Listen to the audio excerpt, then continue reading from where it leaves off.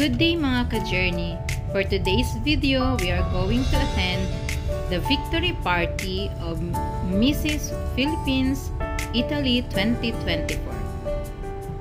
Please join us and we will celebrate and have some fun together.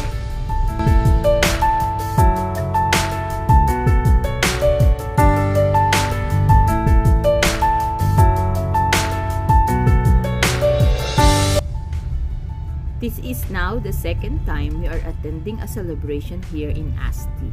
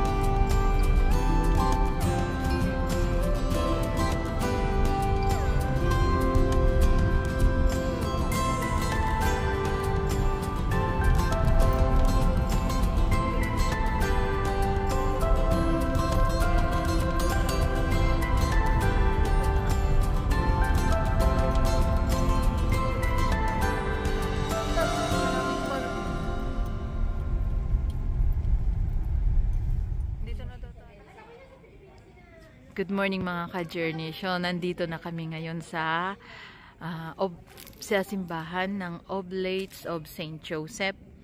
Nasa likuran kaming part kasi pumunta muna kami dito sa mga kasama namin. Yan.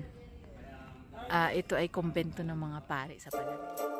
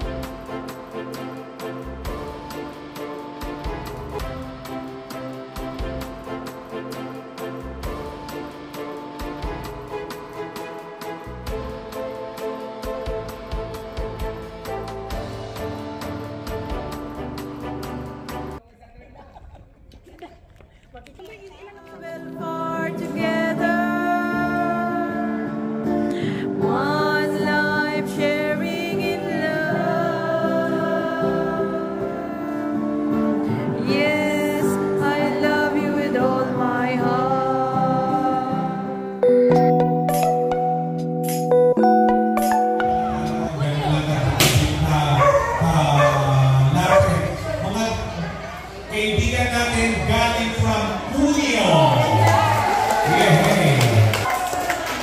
E dobbiamo anche dare il nostro grande benvenuto a tutti gli amici italiani che ci sono qui questa sera. Facciamo un grande applauso. Mga kaibigan, to start. Magpapasalamat sa ating Panginoon sa mga biyayang kanyang pinagkaloob sa atin sa araw na ito.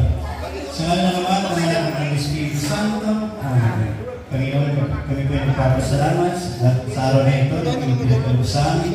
higit ng biyaya ng pagkakaisa ng bawat kahit kami po ay nanggaling sa kanya-kanyang komunidad ay pinagkakaisa para sa celebration na ito.